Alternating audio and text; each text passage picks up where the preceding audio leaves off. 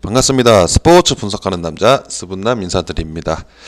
자, 오늘 분석할 경기는 챔피언스 리그 총 4경기 준비를 했습니다. 12월 2일 수요일이고요. 챔피언스 4경기 한번 분석해 보도록 하겠습니다. 구독과 좋아요 한 번씩 부탁드리겠습니다. 자, 챔피언스 리그가 총 이제 거의 막바지에 다 도달을 했죠. 지금 이제 5번째 5라운드 경기고요.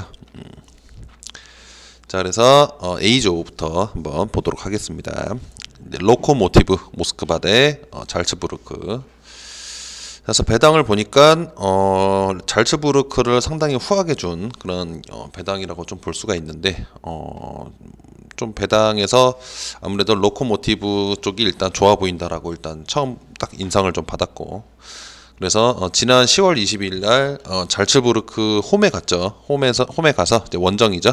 로코모티브가 원정인데 원정에서 2대 2로 승부를 이제 무승부로 만들었고, 당시 경기 전반적인 흐름은 잘츠부르크가 좀 앞섰다라고 볼 수 있지만 어쨌든 2대 2로 잘 마무리를 하고 왔다고 생각이 좀 듭니다. 그리고 이제 로코모티프의 주전 공격수 스몰로프가 부상으로 지금 뭐 3경기째 결장을 하고 있는 상황이고, 그런 상황인데 어쨌든 이제 공격수 스트라이커 키가 190 정도 되죠. 에데르와 그리고 미드필더 미란추크의 이제 그런 의존도가 좀 많이 높아진 상황이다. 스몰로프가 없어지다 보니까 좀 공격 패턴이 조금 단조로워졌다라고 볼 수 있고, 그리고 주전 센터백 콜루카가 이제 그 중심을 수비를 잘 하고 있는 상황에서 AT 마드리드를 상대로 0대0 무승부를 만들었다. 당시 슈팅이 21회 그리고 유효 슈팅이 7번이었지만 AT 마드리드에 실점하지 않았다라고 볼 수가 있는 상황이고, 이때도 원정이었죠. 근데도 잘한가 수비가 괜찮다라고 보여지는 겁니다. 반면에 이제 잘츠부르크가 현재 리그 A조 4위, 승점 1점이죠. 1점을 기록을 하고 있고, 오늘 경기 패배를 한다면 그냥 뭐 여지없이 탈락을 하게 됩니다. 그래서 최소 무승부를 해야지 이제 호흡기를 붙일 수가 있는데, 설상 오늘 이겨도 오늘 그 AT 마드리드가 미네를 이기면 사실상 오늘 이겨도 떨어지는 겁니다. 결국에는 이제 그 유로파 리그를 노려야 되는 상황이 되는 거고, 챔스는 떨어진다고 볼 수 있고, 그런 상황이 좀 복잡한데 어쨌든 잘츠부르크는 일단 비겨야지 생명줄이 연장이 된다고 보시면 됩니다. 최소 비겨야 된다는 건데 사실상 쉽지 않죠. 그리고 이제 공격수 페슨타카의 그런 부상이 최근 이어지고 있고, 그리고 잘츠부르크의 득점을 책임지고 있는 베리샤 그리고 코이타, 어쨌든 득점 자원은 선수는 충분히 그래도 있다. 다카의 결정이 아쉽긴 하지만 충분히 대체할 선수는 있고, 대신엔 지금 총 4경기 치르는 동안 평균 실점이 2.85골인데 거의 3골에 가까운 실점을 내주고 있는 상황이기 때문에 수비의 불안에서는 역시 피할 수가 없다. 그래서 잘츠부르크의 센터백들이 나이가 뭐 22살 뭐 이런 선수들도 좀 있고, 그러다 보니까 좀 잦은 실수가 그 원인이 되지 않나라고 보여지고, 경기당 2.8골을 먹히는 건 많이 먹히는 거죠, 평균으로. 그래서 어쨌든 잠시만요. 이게 1무가 아니죠. 이거는 조금 잠깐 수정을 좀 하겠습니다. 이게 잘츠부르크가 이게 이 부분이 수정이 안 됐네요.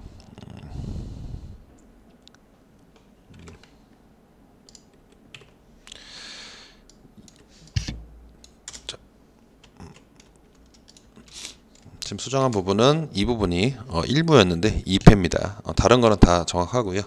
이 부분이 체크가 안 됐네요. 그래서 어쨌든 원정에서 지금 2패를 달리고 있다.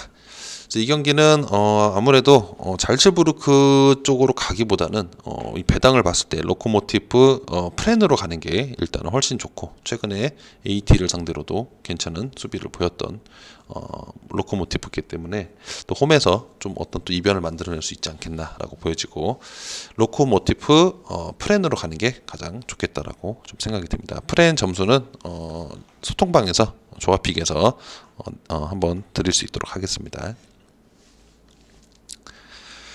자, 다음은 A조 1위와 2위 AT 대 바이에른 뮌헨.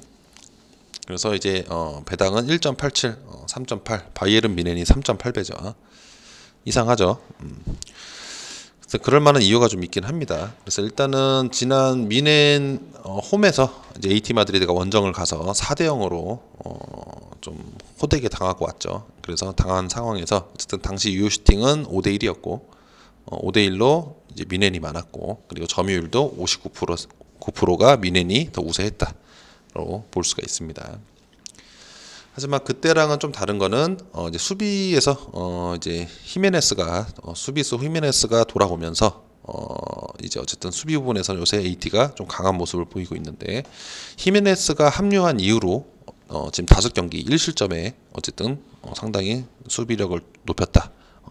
다시 예전에 AT 마드리드의 수비력으로 돌아왔다라고 볼 수 있고, 그리고 계속 언급된 내용이지만 이제 그런 수아레즈, 코스타의 그런 이제 뭐 부상 및 그런 코로나 영향으로 결장 예정이고, 미드필더 에레라, 토레이라 등 공격수와 이제 미드필더에서 좀 많이 좀 스쿼드가 좀 얇아졌다라고 일단 볼 수가 있습니다.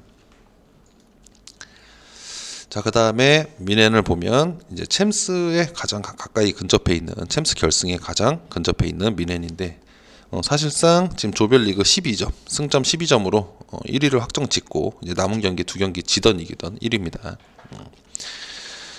자, 그런 상황이기 때문에 이제 한번 참고를 하시고요. 그 다음에 어쨌든 4승 0무 0패고 15득점 4실점으로 역시 완벽했던 경기력을 보여줬지만, 최근에 예전에도 방송에서 말씀드렸다시피 뮌헨이 특별한 전력 보강 없이 계속 리그를 진행을 했죠. 이번 시즌 진행을 했는데, 이번 지난 경기 며칠 전, 이틀 전의 경기에서 슈투트가르트와의 경기에서 총 4명의 부상이 추가로 나오면서 바이에른 뮌헨 입장에서는 상당히 좀 힘든 시간이 될 것 같다라고 보여집니다. 그래서 뮌헨의 당시에 이제 뮌헨 그 감독 플리크 감독이 뭐 우리 팀은 한계에 도달했다라고 얘기를 했고, 인터뷰를 했고, 당시 부상당한 선수가 에르난데스, 보아탱, 그리고 톨리소, 그리고 마르티네즈의 부상이 4명이 추가로 됐다라고 보시면 됩니다. 그래서 일단 배당이 뮌헨이 역배인 이유가 지금 이제 조별 1위도 확정을 지었고 동기부여가 없는 거죠. 뮌헨은 아예 없는 거고, AT는 이번에 이기면 2위를 확정 짓는 겁니다. 그래서 동기부여 측면에서 좀 차이가 많이 나고, 지금 그런 스쿼드가 지금 상당히 얇아지고 있는 뮌헨 입장에서 4명의 부상은 좀 많이 힘든 상황이죠. 그래서 선수 한 명 한 명을 좀 보호를 하려고 할 거고, 남은 일정을 위해서라도.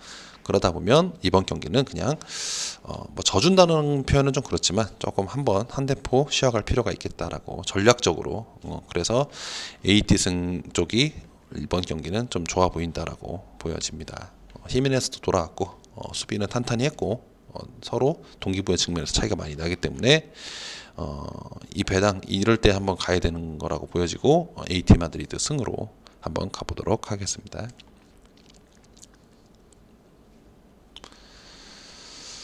자, 그 다음 C조 4위와 3위의 대결. 그래서 마르세유 대 올림피아코스. 그래서 마르세유가 4패고 올림피아코스가 1승 3패. 뭐 사실상 이 둘의 대결은 거의 뭐 유로파 리그를 두고 챔스 뭐 조별리그 뭐 16강을 가기 위해서 대결이 아니라 이제 유로파 리그를 놓고 대결을 하는 상황이기 때문에, 희한하게 둘이 원정일 때 홈일 때 둘이 2패 0득점 5실점이 똑같습니다. 그래서 올림피아코스에 이제 원정을 가서 90분 막판에 막바지에 이제 1대 0으로 패배를 먹히면서 패배를 했고, 당시 유효 슈팅 4대 2로 밀렸고 점유율도 거의 뭐 비슷비슷했다고 보여집니다. 91분에 먹힌 게 좀 아쉬웠죠. 그래서 어쨌든 남은 경기 이제 2경기 남았는데, 이번 경기 포함해서 2경기 다 이기면 조 3위에 올라갈 수 있는 상황이고, 그러면 유로파 리그는 진출 가능합니다. 챔스는 떨어져도. 그래서 어쨌든 이번 챔스에서 지금 현재 그 0득점이거든요. 득점이 없습니다. 마르세유가 4경기 동안 득점이 없는데 이 0득점의 불명예를 이번 올림피아코스전에서 씻어야 되지 않겠나라고 보여지고, 왜냐면 이 마르세유 다음 경기가 맨시티이기 때문에 오늘 득점을 하려면 오늘 해야 되지 않나라고 보여지는 겁니다. 그리고 이제 미드필더 파에, 그리고 토팽, 그리고 공격수 베네데토의 그런 득점을 좀 기대를 해봐야 되는데, 뭐 이 선수들이 대부분 경기 득점하는 거 보면 뭐 상당히 저조합니다. 그래서 뭐 9경기에 1득점하고 있고 막 그런 상황이기 때문에 오늘도 과연 득점을 할 수 있을지가 상당히 궁금해지는 상황이고, 그래서 이제 올림피아코스는 또 상황이 다른 게, 이제 무승부만 해도 마르세유가 지지 않고 무승부만 해도 유로파리그 진출이 확정이 되고, 하지만 설상 오늘 마르세유에 진다 해도 이 마르세유의 다음 경기 일정이 그런 맨시티이기 때문에 오히려 올림피아코스가 홈에서 포르투를 상대를 하는 일정이다라고 볼 수 있고, 그러면 올림피아코스 입장에서는 비기면 유로파고 저도 다음 경기 마르세유는 맨시티랑 하기 때문에 질 확률이 높다라고 볼 수가 있는 상황이기 때문에, 어쨌든 올림피아코스는 결론적으로는 오늘 부담감이 조금 덜하다.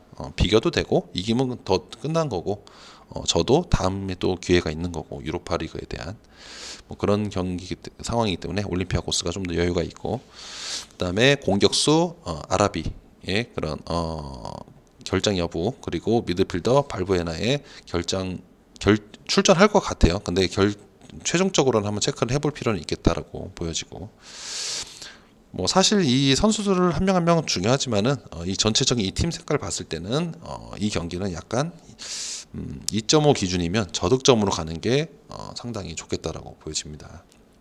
그리고 승패로만 봤을 때는 올림피아코스 쪽이 좀 더 좋겠다라고 보여지고, 마르세유의 득점력이 리그에서는 그래도 좀 되는데 챔스에서는 좀 심각하죠. 그래서 이 경기는 일단은 주력은 언더를 보고 올림피아코스 사이드를 한번 보도록 하겠습니다. 자, 다음 B조 1위와 4위 미넨글라트바흐 대 인터밀란. 그래서 지난 10월 22일 날 인터밀란 홈에서 이제 원정을 간 거죠.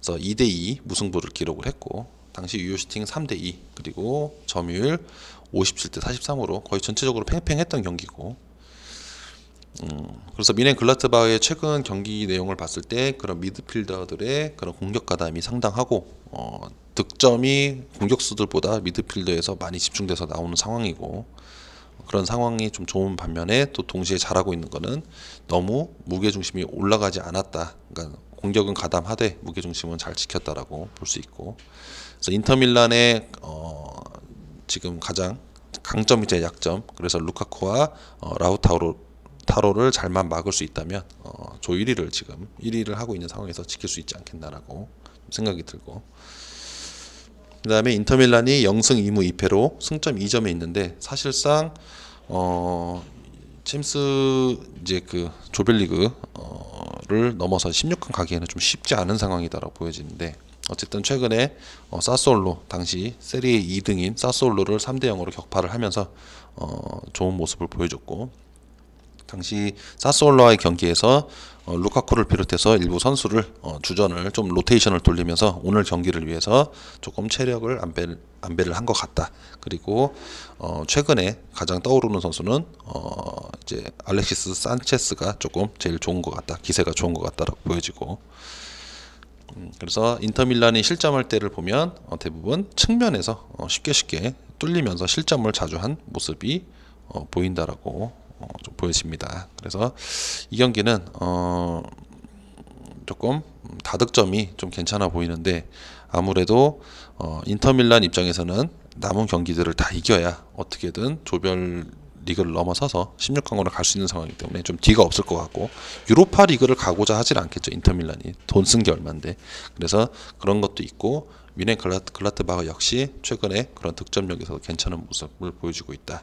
그래서 2.5점 기준 좀 치고받고 싸울 것 같다. 지난 경기처럼 2대2처럼 약간 좀 팽팽하게 가면서 득점은 확실하게 올리는 그런 모습으로 갈 것 같다고 보여지기 때문에 승패보다는 2.5 기준 오바로 가는 게 좋을 것 같습니다.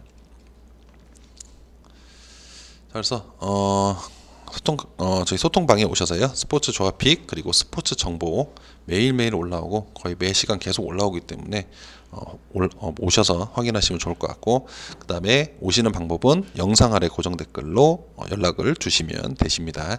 그래서 구독과 좋아요 한 번씩 해주시고요. 시청해 주셔서 감사합니다. 그럼 내일 이 시간에 뵙겠습니다.